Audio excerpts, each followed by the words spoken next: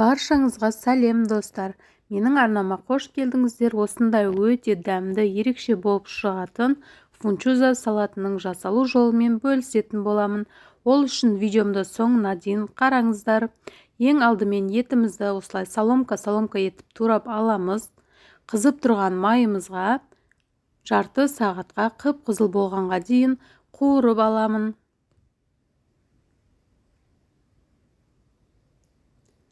Етіміздің үстіне кішкене тұзымызды қосып, қара бұрышымызды қосып, қуырамын. Бетін жауып, өзінің суына бұқтырып пісірсеңіздер, жұмсақ дәмді болып шығады.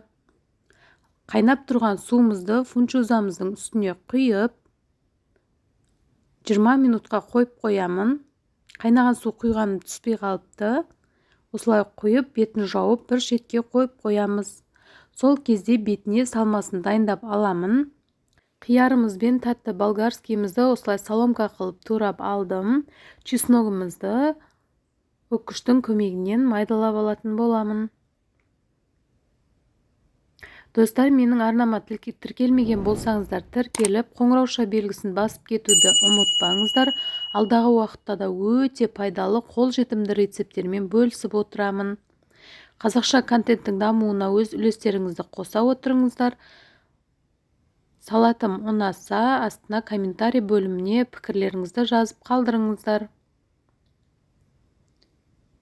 Сәбізімізді теркадан өткізіп аламын.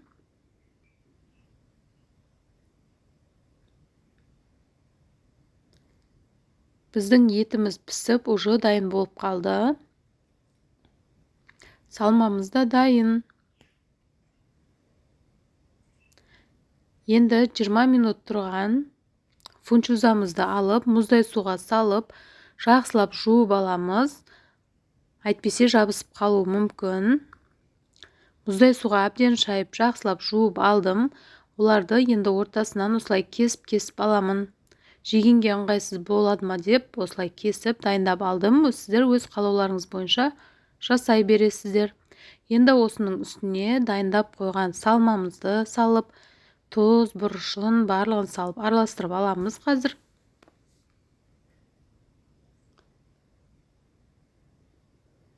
Салмамыздың барлығын саламыз. Қазанда тұрған етімізді әкеп қосатын боламын. Бұл жерде менің етті қосқаным ащы бұрыш, переправа, соевый соус қосқандарым түспей қалыпты. Сол үшін өздеріңіз қоса бересіздер. Тұзын да өздеріңіздің татымына қарай қосасыздар.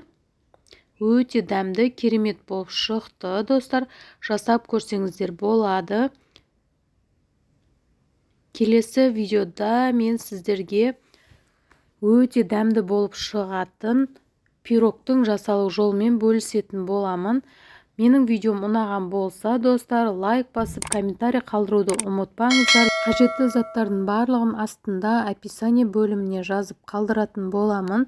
Және де сол жерге сілтемелер қалдырып кетемін. Өзіңізге қажетті сілтемелер болса, видеолар болса, менің арнама кіріп көрсеңіздер болады. Достар, келесі видеода кездескенше қош сау болыңыздар. Сіздермен бірге болған Сандуғаш. Сау болыңыздар.